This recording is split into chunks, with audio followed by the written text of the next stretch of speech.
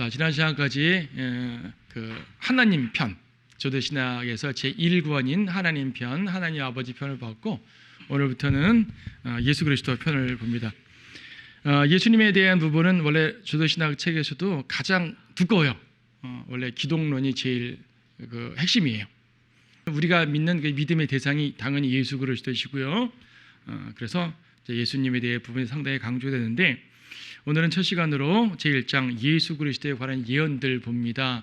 이건 우리가 다른 시간들을 통해서 조금씩 봤던 내용들이에요. 우리가 지난번에 재작년인가요? 그 그리스도의 생애라는 주제를 쭉 강의할 때에도 아마 첫 시간은 이 부분을 다뤘을 것 같은데, 조대신학을 볼 때 말하자면 신학적으로 이제 책 읽고 공부하는 부분이니까 다시 한번 볼 필요가 있을 것 같습니다. 우리가 말이에요, 교회사 초기에 구약 성경이 기독교의 정경인가 아닌가는 논쟁이 잠깐 있었어요.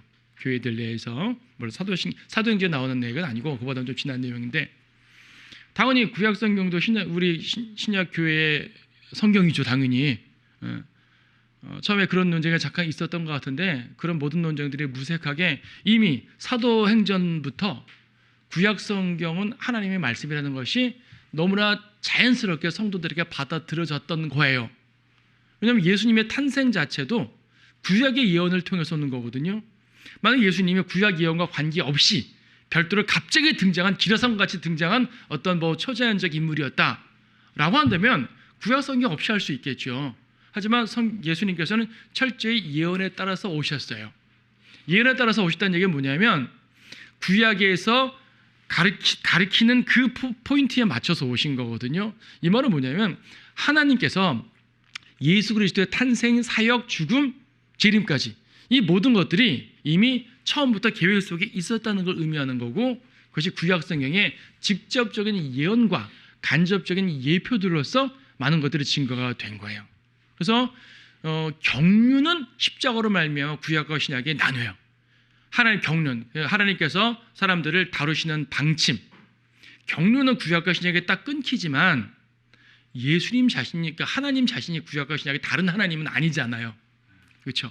하나님 자신이 구약과 신약의 다른 하나님은 아니라고요. 같은 하나님이라고요. 같은 창조주 하나님이시고, 같은 구속주 하나님이시고, 같은 목자 하나님이시고, 같은 왕 하나님이신 거예요. 다만 구약과 신약에 있어서 하나님께서 다루시는 경륜이 방침이 좀 바뀔 뿐이다 이거죠. 그래서 이제 예수님께서 하나님의 구체적인 계획에 따라 오신 분입니다. 갈라디아서 4장 4절에서 때가 차니 여자에게서 이제 태어나시겠다고 그랬죠. 갈라디아 4장 4절에서 그때가 차니 하나님께서 자기 아들을 보내시어 여자에게서 나게 하시고, 여자에게서 나게 하시고라는 말 자체가 창세기 3장 15절을 염두에 두고 하신 말씀인 거예요. 여자의 시, 그녀의 시를 언급하니까 당연히 모든 사람들은 여자를 통해서 나오죠. 하지만 굳이 여자란 말을 강조하신 것 자체가 예언을 강조하신 거거든요. 그분은 예언에 따라서 오셨는데 때가 찬이에요. 그러니까 계획된 때라는 얘기죠. 하나님께서 원하신 때가 있었다는 얘기입니다. 이때가 적절한 때였다는 얘기입니다. 그리고 히브리서 2장 8절 말씀에 보게 되면은 시편 말씀을 인용하시면서 2장 6절에 누군가가 어느 곳에선가 증거야 말하기를, 시편이죠. 사람이 무엇이기에 주께서 그를 마음에 두시며 인자가 무엇이기에 주께서 그를 돌보시나이까. 여기서 사람 인자, 여기서 인자는 예수님을 말하는 인자가 아니라 그냥 사람을 말하는 거예요. 주께서 그를 천사들보다 조금 낮게 지으셨고, 이 그는 누구냐면 인간을 말하는 거죠. 인간을 처음 창조할 때 능력에 있어서는 천사들보다 좀 낮게 지으신 거예요. 그를 영광과 존귀로 관을 씌우셨으며, 하지만 인간에게 영광과 존귀로 관을 씌우셨어요. 천사들은 이렇게 하지 않으셨거든요. 주의 손으로 하신 일들을 그에게 넘겨주셨고 만물을 그의 발 아래 복종케 하신나이다. 아담에게 정복하고 다스리라 하신 말씀인 거예요. 그래서 여기까지는 예수님에 대한 말이 아니라 아담에 대한 말이에요. 인간에 대한 말이에요. 그런데 이 8절 끝에 그러나 지금 우리는 아직 만물이 그에게 복종하는 것을 보지 못하도다. 만물은 인간에게 복종하지 않잖아요. 즉 만물이 원래 창조 질서에서 깨졌단 말입니다. 그런데 9절 그러나 우리가 죽음의 고난 때문에 천사들보다 조금 낮아지신 예수를 보니, 인간은 천사들보다 좀 낮게 지어진 거고 능력에 있어서, 예수님은 낮아지신 거죠. 원래는 낮은 분이 아닌데 스스로 낮아지신 거예요. 죽음의 고난 때문에. 예수님은 죽지 않는 분인데 스스로 죽는 모습을 취하셨잖아요. 그래서 스스로 죽는 모습을 취하심으로써 인간으로 태어나셨으니까 그런 모습으로 내려오신 거죠. 영광과 존귀를 관하시었도다. 원래 아담에게 하려는 것이 예수님에게 이루어지는 것입니다. 하나님의 은혜로 말미암아 모든 사람을 위하여 죽음을 맛보기 위함이더라.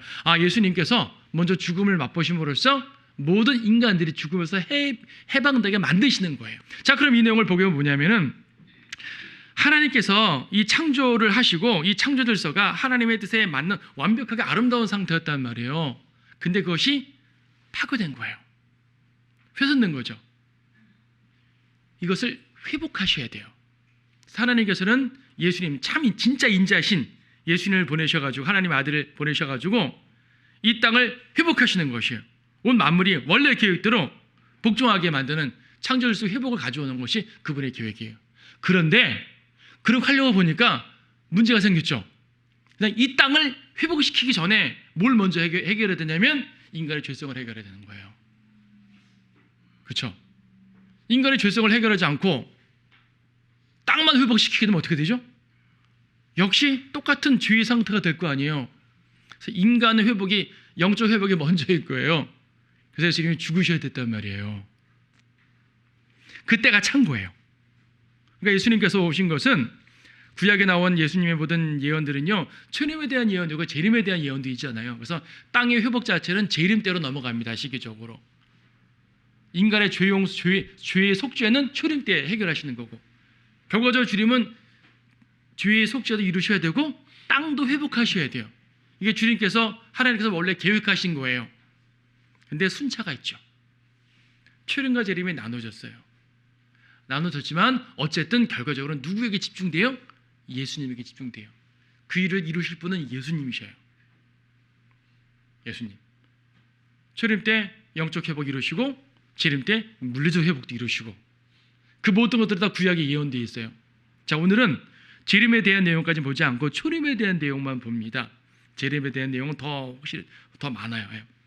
그래서 이제 이런 모든 것들이 하나님의 구체적인 계획에 따라 가지고 오시게 되는 겁니다. 구체적으로 예언하시고 정확하게 성취하셨어요. 어떠한 종교의 창시자도 예언에 따라 오질 않아요. 가끔 이제 어떤 전설이나 설화 이런데 뭐 세상 신화 이런 거 보게 되면 오래전 예언에 따라서 어떤 사람이 등장했어 이런 말 하잖아요. 뭐 소설에 그런 거 나오잖아요. 신화에 나오잖아요. 그럼 그 예언이라는 게 뭐냐면 두루뭉실한 예언이에요. 예언도 아니에요. 먼 훗날 어떤 사람이 호랑이의 힘을 가진 사람이 태어나서 이런 거, 이건 예언이 아니에요. 성경의 예언과 비교해 보세요. 성경은요, 구약 성경에는 800개 이상의 예언이 나옵니다. 그 중에 300개 정도의 예언은 초림 때에 예수님과 더불어 그 주변 상황까지 같이 해가지고 성취가 되는 거고요. 500개 예언들은 아직 성취가 안 됐어요. 성취 안 된 예언이 훨씬 많네 라고 보시면 안 돼요. 왜냐하면 성취된 300개의 예언은 정확하게 성취됐다고요. 구체적으로. 만약 성취된 예언들이 두루뭉실하게 성취됐다면 나머지 500개도 예언 성취가 안 될 수도 있고 두루뭉실하게 대충 될 수도 있겠지만 300개가 정확하게 됐다는 얘기는 나머지 500개도 정확히 된다는 얘기죠. 아직 안 됐을 뿐이죠. 예언은 정확성이 있어야 됩니다. 예언은 구체적으로 해야 돼요. 구체적으로. 이방 종교에 예언이 없는 이유죠. 불교에도 예언이 있습니다. 먼 훗날 무슨 세상을 구원하는 미륵이 온다. 이거는 그냥 먼 훗날 정확하지 않잖아요. 이슬람도 그런 식의 예언을 합니다. 근데 그건 예언이 아닌 거죠. 예언은 정확하고 구체적이어야 되고 예언을 이루기 위해 누군가가 조작하지 않아야 돼요. 예를 들어서 내일 무슨 일이 벌어진다고 말해놓고 제가 그 일을 조작하면 그 예언이 아닌 거죠. 중간에 어떤 다른 인자의 개입 없이 이루어져야지 예언인 겁니다. 성경 예언이 그렇다는 얘기입니다. 그 중에 그리스도의 생애에 관한 예언들이 48개 이상 된다 그래요. 그러니까 48개도 누군가가 찾아놓은 건데 사실 더 있을 거예요. 찾아보게 되면 예수님의 태어나고 생애, 죽음, 부활까지 그분의 지상 생애에 관련된 예언들만 48개 이상 되는데 이것 역시 정확하게 성취되어 문자적으로 정확하게 성취되었고요. 이걸 다 성취시킬 확률은 10의 157승분의 1. 도대체 얼마나 많은 건지, 얼마나 공이 붙어야 되는 건지, 이것을 수학적으로 천문학적으로 읽을 수는 있는지 읽지 못하죠. 별들 숫자보다 많다고 하니까 이건 불가능합니다. 제가 가끔 말하잖아요. 뭐 동해 바다에서 모래 하나 캐가지고 바로 그 확률이에요. 성경을 믿지 못한다는 얘기는 말이 안 돼요. 그래서 조금이라도 논리적인 사람은 성경을 믿을 수가 있어야 돼요. 성경을 안 믿는 거죠. 안 믿는 거예요. 자, 몇 가지 살펴봅니다. 다른 얘기들이지만 한번 복습하는 의미로 보십시오. 자, 예언과 성취, 초림에 대한 그분의 지상 생애에 대한 것만 봅니다. 자, 탄생에 관한 예언들, 민수기 24장에서는 이스라엘로부터 오신다라고 분명히 말하죠. 민수기 24장 별 얘기까지 나와요. 별 얘기까지.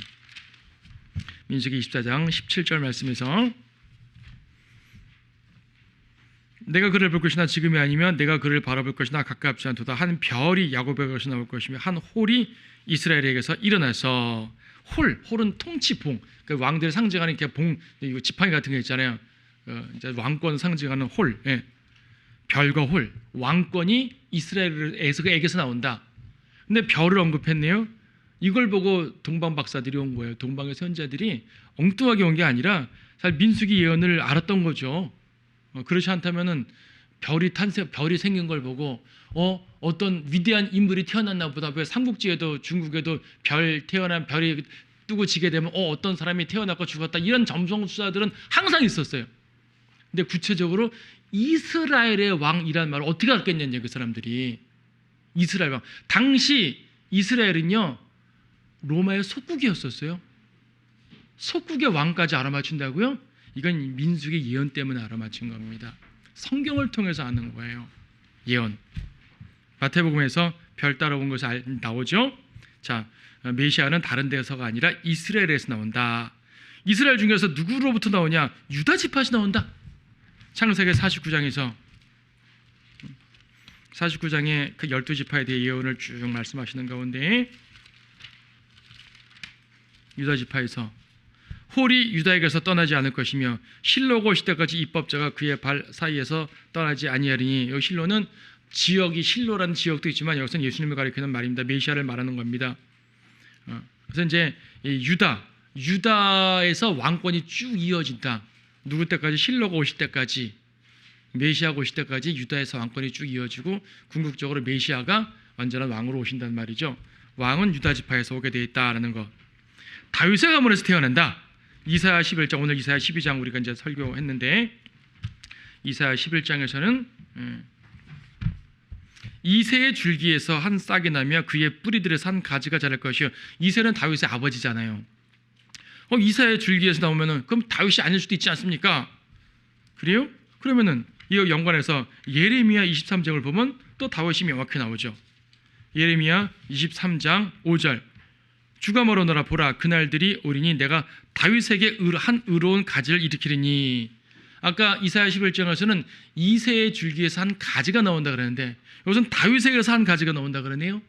그러니까 이새의 8명의 아들이 있었는데 그 중에 다윗으로 왕권에 집중되는 거죠. 아, 예수님은 다윗의 후손으로 오시는구나. 그래서 예수님이 들었던 지상생애에서 수많은 사람들에게 들었던 말이 다윗의 아들이요. 다윗의 아들이요. 마태복음에서도 누가복음에서도 다윗의 계보를 다양하게 두 가지 다른 방식으로 강조해주고 있고 로마에서도 육신으로는 다윗의 씨에게 오시던 말씀하고 있고 다양하게 말씀하고 있죠. 네. 베들레헴에서 태어나셨다. 미카서 5장 2절 아주 정확하죠. 그러나 너 베들레헴 에프라타야 내가 비록 유다의 수천 가운데서 작을지라도 이스라엘 통치할 자가 너로부터 내게로 나오리라. 그의 나오심은 예로부터 영원부터 느니라. 이건 마태복음 2장에서 직접 예언이 성취되었다고 예고에 이제 설명을 해주십니다. 베들레헴에서 태어나셨어요. 베들레헴은 다윗의 본 고향이기도 하지만 실제 왕국은 예루살렘에서 있었잖아요. 누가 베들레헴에서 탄생할 걸 아냐고요. 당연히 왕이 오시면 예루살렘에서 오셔야죠. 예루살렘에서 태어나셔야죠. 근데 하나님께서는 베들레헴으로 예언하셨단 말이에요.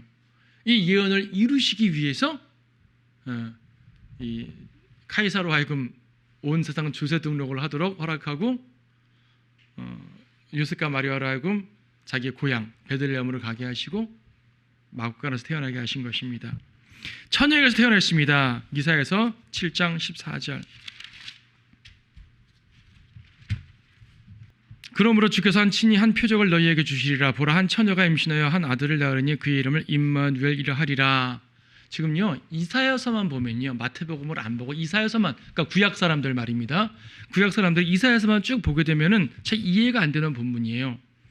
지금 앞뒤 문맥을 보게 되면 지금 유다의 아하스 왕 때 시리아가 침공하고 뭐 이스라엘을 침공하고 이런 가운데서 한 아이가 태어나고 이 아이가 자라기 전에 적군이 물러간다, 이런 예언이거든요. 문맥적으로 그런 예언이거든요. 그러니까 실질적으로 어떤 아이가 태어났단 말이에요. 근데 처녀라니까 말이 안 되잖아요. 어떻게 처녀가 아들을 낳아요? 사람들은 어떻게 생각할까요? 아, 처녀가 아이를 낳았단 말은 결혼하지 않은 뭐 사생아구나, 아닌가 아니라 바리새인 사두개인들이 좀 그렇게 욕했었단 말입니다. 그리고 많은 자유주의학자들이 문맥만 볼 때 여기서 메시아가 나올 수가 없다. 이건 단지 그냥 유다 왕국이 시리아로부터 벗어난다는 그런 예언이고 그중 한 아이가 태어난다는 표적일 뿐이다 라고 말해요. 그러니까 이 아이가 누구냐? 그건 뭐 이사야의 아들인가 보다, 이런 식으로 말하는 학자들도 있어요. 그러면 처녀, 이거는 처녀란 것은 이제 히브리의 문학적 표현일 뿐이로서 젊은 여자란 말이다. 젊은 여성한테 처자 그러잖아요. 처자. 그렇죠. 그래서 실제로 많은 변개된 영어 성경들이 virgin이라는 말을 빼버리고 뭐 maid이라든지 이런 식으로 이제 젊은 여성, 뭐 young woman 이렇게 번역하는 변개된 성경들이 많아요. 아닌 게 아니라 문맥에서 튀는 예언인 건 맞아요. 정말 문맥에서 튀어요. 아하스 왕 때 유다가 전쟁을 해서 극복하는 예언을 왜 이렇게 튀게 했지? 왜 튀게 하셨을까요? 성경은요 문맥으로 해석하는 게 제일 중요한데 때때로 문맥에서 벗어나는 특별한 예언이 있어요. 여러분, 성경 해석하기라는 별도의 학문이 있어요. 보게 되면 1차적으로 문맥 쪽에 해석합니다. 근데 문맥에 튀는 해석이 등장하는 거예요. 예언이 가끔 있어요. 이게 그러면 뭔지 어떻게 하냐? 몰라요. 구약 사람들은 몰랐어요. 어떻게 알게 됐냐? 바로 마태복음 1장이 있으니까 이것이 메시아인 줄 알게 되는 거예요. 마태복음 1장을 통해서 그 예언이 그 예언이었군요. 아무리 봐도 아하스 왕 때 예언이 튀었습니다. 그것이 바로 메시아에 대한 예언이었군요. 주님이 이렇게 딱 짚어주시는 거예요. 마태복음이 이루어질 때까지 그 예언은 철저하게 감추어졌던 예언이었었어요. 그리고 마태복음 1장 21절에서 그녀가 한 아들을 낳으리니 23절이죠. 보라, 한 처녀가 잉태하여 한 아들을 낳으리니 그의 이름을 임마누엘이라 하리라. 아무리 자유주의 학자들이 이사야 7장 14절 가지고 왈가왈부 해보라 하세요, 성경을 기록하신 성령님께서 그 구절은 예수님 탄생이야 라고 딱 찝어주잖아요. 성령 것을 찝어주셨는데 누가 뭐라 그러겠어요? 그래서 우리는 구약 성경 예언들 해석할 때 1차적으로 문맥적으로 보지만 문맥에서 튈 만큼 분명하게 예수님에 대한 예언이 등장한다, 이런 것들이 종종 등장해요. 그런 모든 예언들은 신약 성경으로 다 뒷받침이 되는 예언들인 거예요. 그래서 우리는 이것을 예수님에 대한 예언으로 확실하게 이제 믿는 것이죠. 처녀에게서 태어났습니다. 남자 없이. 이건 마태복음과 누가복음에서 분명하게 언급해주고 계시죠. 초림의 시기에 대해서 다니엘 9장 말씀 보시게 되면은, 이건 이제 뭐 수학적 계산을 해야 되는데 산술적 계산까지는 제가 거기까지는 안 하겠고요. 다니엘 9장 25절 말씀 보시게 되면, 그러므로 알고 깨달으라. 예루살렘을 복원하고 건축하라는 그 명령에 나오는 때부터 메시아 통치자까지 7주와 62주가 될 것이요. 7주는 49년을 말하는 겁니다. 그래서 7주와 62주가 된다. 그러니까 하루를 1년으로 계산해 가지고요. 7주 60 합치면 69주가 되는 거죠. 메시아 통치자까지 일정 기간이 흐른다는 얘기예요. 메시아 통치자까지. 그리고 26절 62주 후에는 메시아가 끊어질 것이나, 메시아가 끊어진다는 얘기는 메시아가 등장했다가 멈춘다는 얘기죠. 등장했다가 버림받는다는 얘기입니다. 그럼 우리는 이 날짜를 이제 계산할 수가 있는데, 왜냐하면 이건 지난 예언이니까 계산할 수가 있어요. 미래 예언이 아직 이루어지지 않은 예언이면 확실하게 알 수 없는데 지난 거니까 계산이 가능하다고요. 여기서 예루살렘을 복원하고 건축하라는 명령은 우리가 많은 사람들을 생각할 때 코레스 왕이 명령을 해가지고 유대인들이 예루살렘에 들어갔다 생각하잖아요. 근데 그 예언이 아니에요. 코레스 왕이 이제 말한 칙령은 유대인들을 돌아가라고 한 것이고 성전을 지라는 칙령이었어요. 그 다음 다리오 왕이 또 칙령 주는데 이것도 역시 이제 성전 완공에 대한 얘기예요. 근데 예루살렘을 복원하고 건축하라라는 요 칙령은 느헤미야서에 나오는데, 느헤미야가 가서 예루살렘 성벽을 복원하잖아요. 그 예언이에요. 이때부터 69주를 쫙 계산해 보니까 당시 유대력으로, 오늘날 달력 말고 유대력으로 쭉 계산해 보니까 언제 날짜가 나오냐면, 제가 지금 수학 계산까지 안 하겠는데 결론적으로 예수님이 나귀 타고 입성하시는 장면으로 나오는 거예요. 그날로 나귀 타고 예루살렘 들어간 장면을 보통 승리 입성이라고 그러잖아요. 예수님이 왕으로 환호를 받으며 입성했단 말이에요. 물론 그때는 완전히 왕이 되진 못하셨지만은 왕으로 인정받는 그 순간이에요. 왕으로서 예루살렘에 입성하는 장면이 바로 그날이에요. 그리고 그날 이후에는 메시아가 끊어진다 그러니까 그 며칠 후에 죽으셨잖아요. 그렇죠? 그러니까 예수님께서 오시는 시기가, 메시아께서 오시는 시기가 이미 다니엘에서 예언된 거죠. 그리고 거기서 30년 빼면 태어날 때가 아는 거죠. 그러면 동방 박사들은 대략적으로 인제쯤 될 것 같은데 별이 떴어요. 지금이야. 그러니까 우연이 아니에요. 우연이 아니라 철저히 성경 예언이고 그 예언을 공부한 그 결과입니다. 자, 이렇게 이제 예언의 이제 초림에 대한 예언이 쭉 나오죠. 그분의 생애에 대한 예언들, 이사야 40장이나 말라기에 보게 되면은 침례 요한이 왕의 선두주자로서 와가지고 주님의 길을 선포한다 그러죠. 마태복음 3장, 누가복음 3장에서 확실하게 설명해 주겠습니다. 육신으로 나타나신 하나님입니다. 이사야서 9장 6절 보고, 아까 이사야 7장이었죠. 9장에 보게 되면 딴 예언도 딴 예언이지만은 여기 한 아이가 태어났다 그러죠. 이는 우리가 한 아이가 태어났고 예수님 태어나셨어요. 근데 그 아이의 호칭 중에서 능하신 하나님이라. 예수님은 능하신 하나님입니다. 그래서 그분은 하나님의 아들로서, 하나님으로서 쭉 사역을 하신 것이죠.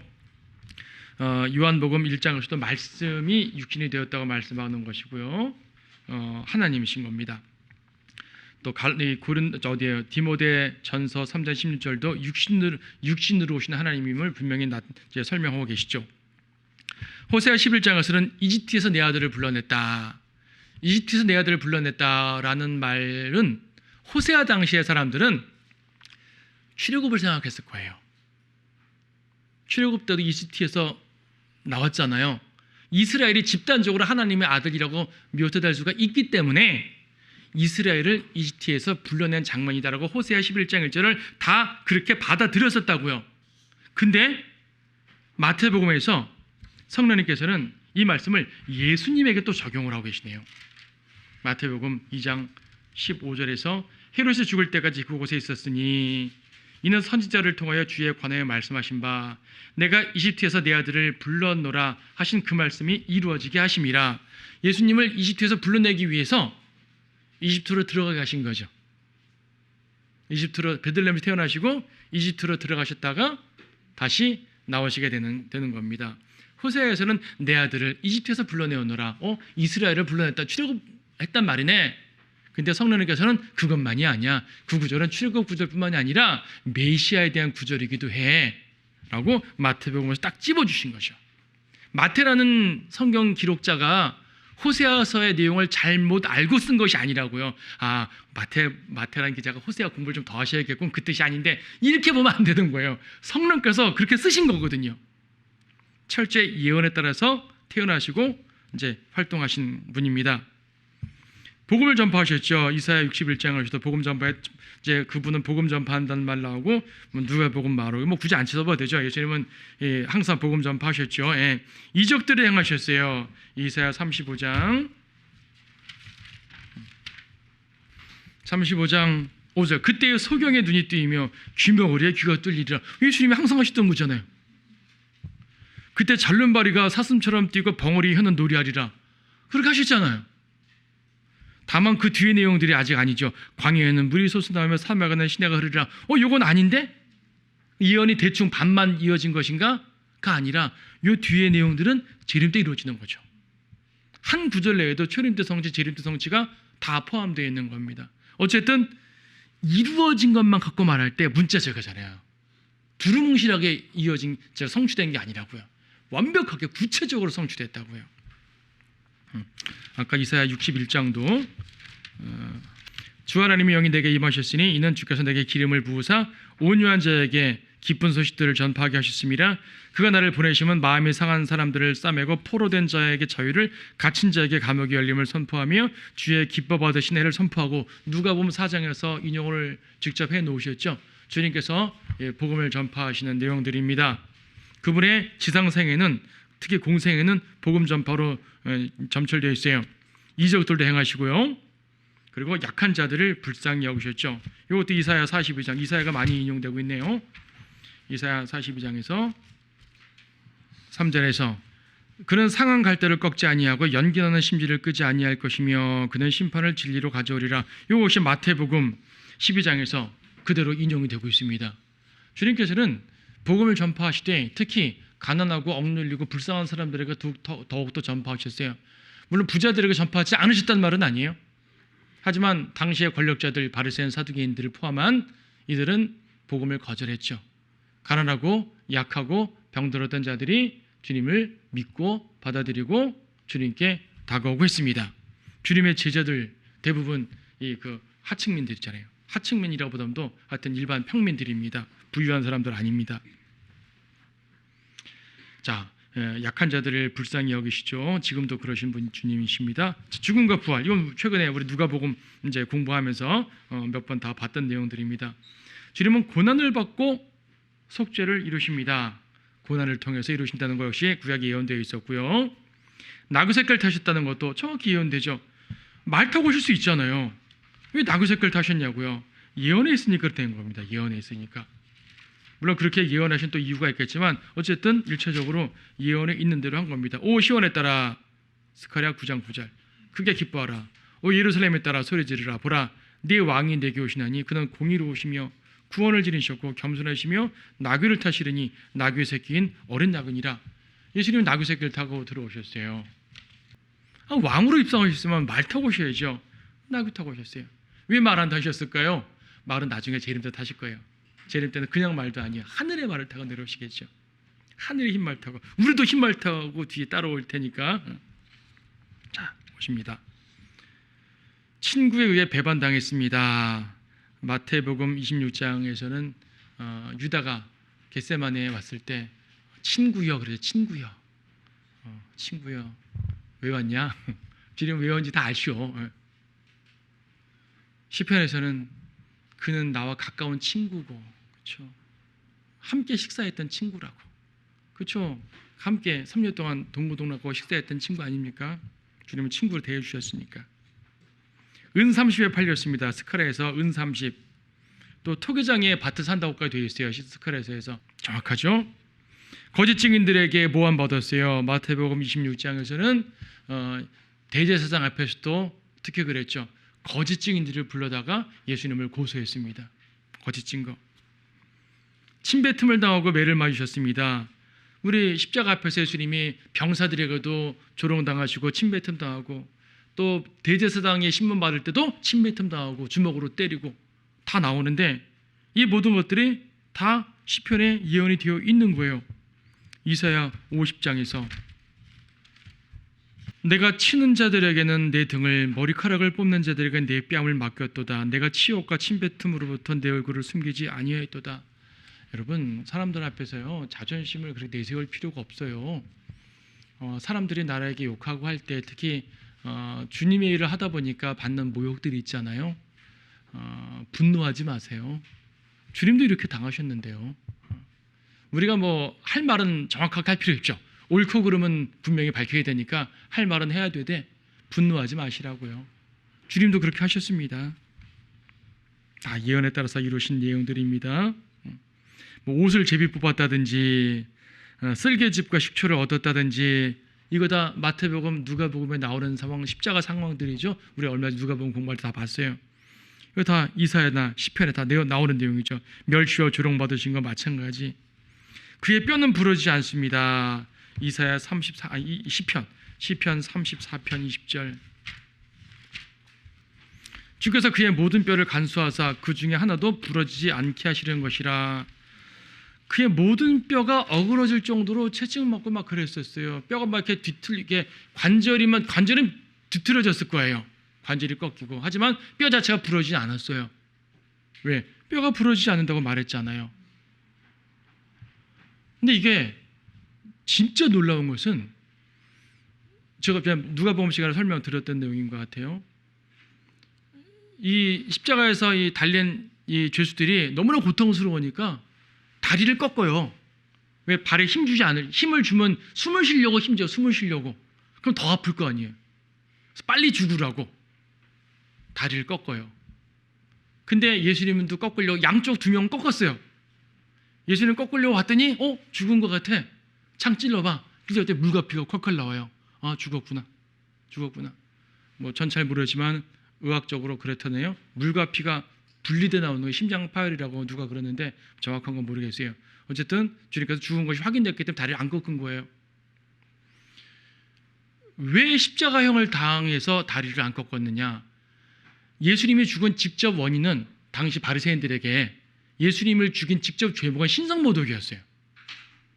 구약 율법의 신성모독은 십자가형이 아니에요. 뭐죠? 돌로 쳐. 한번 말씀드렸죠. 돌로 치는 게 요만한 짱돌 던지는 게 아니라고요. 이만한 볼링공 같은 돌들을 던져서 죽이는 거예요. 그러면 두개골부터 다 깨지게 돼 있어요. 부러지게 돼 있다고요. 돌 맞아 죽으면 뼈가 부러집니다. 당시에 로마가 통치하지 않았으면 돌 맞아 죽었을 거예요. 예수님은. 로마의 특이한 사형 제도 중에 로마 시민은 목 잘라 죽이고요.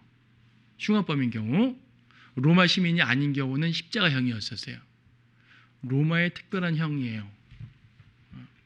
페르시아, 바빌론 그런 형 없었어요. 하나님께서 이 예언을 이루기 위해서 제국의 흥망성쇠까지 이끄신 거예요. 이게 확률적으로 계산이 돼요? 우연이에요? 아니잖아요. 예수님은 철저히 예언적으로 예언을 이루었다는 얘기는 하나님께서 이루셨다는 얘기예요. 하나님께서 직접 이끄셨다는 얘기예요. 그분의 전능하심으로 이끄신 거예요. 그분이 계획하신 걸 이루십니다. 그래서 성경은 100% 하나님의 말씀인 거죠. 이렇게까지 설명하는데 성경이 하나님 말씀이라고 의심하면 되겠냐는 얘기죠. 엘리 엘리 라마 사박단, 이것도 시편 22편에 나와 있어요. 나의 하나님 나의 하나님 어찌하여 나를 버리셨나이까. 마태복음 27장, 마가복음 15장 똑같이 말씀하셨어요. 나의 하나님 나의 하나님 어찌하여 나를 버리셨나이까. 예언 그대로 이루셨죠. 그리고 시편 16편에서 부활.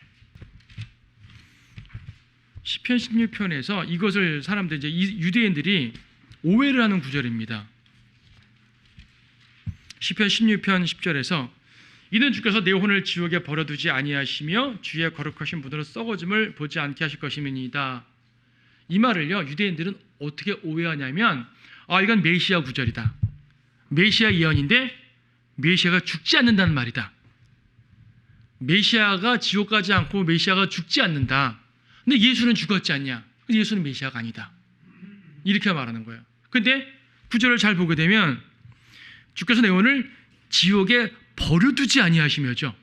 지옥에 들어가지 않게 하시며가 아니라 버려두지 아니하시며예요. 그러니까 갔다가 나온다는 얘기예요. 주의 거룩하신 분은 썩어짐을 보지 않게 하실 것입니다. 죽지 않게 한다는 말이 아니라 죽었다가 썩기 전에 썩지 않고 부활한다는 말이죠. 썩도록 남은 무덤 속에 있게 하지 않겠다는 말입니다. 이건 부활 구절이에요. 그래서 베드로도 사도행전 2장에서 복음을 전할 때 이 구절을 인용하면서 예수님의 부활을 증거했습니다. 베드로는 명확히 알았잖아요. 이 구절이 부활 구절이라는 사실을. 사도행전 2장 31절. 그가 미리 앞을 내다봄으로 그리스도의 부활에 관하여 말한 것은 주의 혼이 지옥에 버려지지 아니하였으며 또 주의 육신도 썩어짐을 보지 아니하였다는 것이라. 이건 부활 구절이에요. 그래서 구약에 예언되어 있던 바 예수님의 죽으심과 부활. 근데 제자들은 예수님 부활하신 다음에 이 예언을 이제 제대로 믿지 못했던 거죠. 예수님 부활을 못 믿었던 거 아니겠습니까? 근데 이들이 예수님을 부활을 다 확실하게 믿게 되었고 또 오순절 성령님이 오신 이후에 모든 것들을 제대로 깨닫고 나니까 구약 성경이 이게 이 뜻이구나 다 깨닫게 되는 겁니다. 깨닫게 되어서 증거를 하는 거죠. 이처럼 예수님께서 예수님의 지상생애에 관해서만 추려도 몇 개 추렸지만 더 있죠. 예수님 지상생애에 관한 예언들만 해더라도 아주 명확하고 우연이 하나도 없는 겁니다. 이런 예언들 성경은 하나님 말씀이란 얘기예요. 성경은 사실이란 말이에요. 하나님은 살아계신단 말이에요. 하나님은 온 세상을 주관하시는 분 맞단 말이에요. 이신론자들이 말하는 것처럼 창조만 해놓고 내버려 두는 분이 아니라 하나하나 간섭하시니까 이런 예언들이 성취되는 거 아니겠습니까? 자, 예언과 별도로 예표라는 게 있어요. 예표. 예언이라는 것은 직접적인 선포예요. 그래서 예언은 아직 이루어지기 전에도 알 수가 있어요. 이루어지기 전에도 문자 그대로 믿을 수가 있으면 아는 거죠. 제자들을 못 믿어서 그렇지 믿기만 했다면 예수님이 부활한다는 거 확실하게 믿는 거잖아요. 기록되어 있으니까. 근데 예표는 간접적인 상징적인 예언이에요.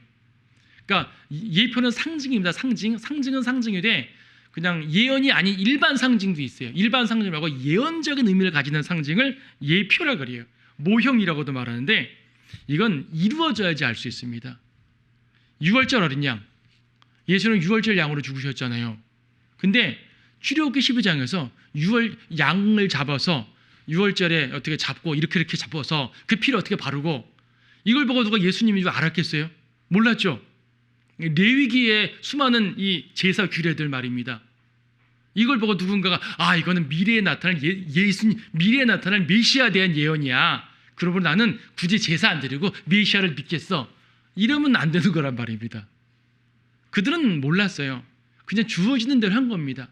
하지만 십자가로 이루고 나니까 그게 저게 저거였구나 알게 되는 거예요. 그런 예표들이 되게 많죠. 어린 양의 피를요 문 윗기둥하고 양쪽 기둥에 발리라 그랬죠. 왜 이렇게 세 군데 발리라 그랬어요? 십자가가 세 개잖아요. 가운데 있고 양옆에 있고 그렇죠. 이것도 예표가 되죠. 그리고 요셉이 감옥에서 두 명을 만났어요. 감옥에서 술 맡은 관원, 빵 맡은 관원. 그렇죠. 근데 요셉은 예수님 예표한 인물이거든요. 두 명의 강도와 함께 있었던 거예요. 두 명의 죄수들과. 근데 한 명은 살고 한 명은 죽었죠. 예수 십자가에서도 한 명은 구원받고 한 명은 못했죠.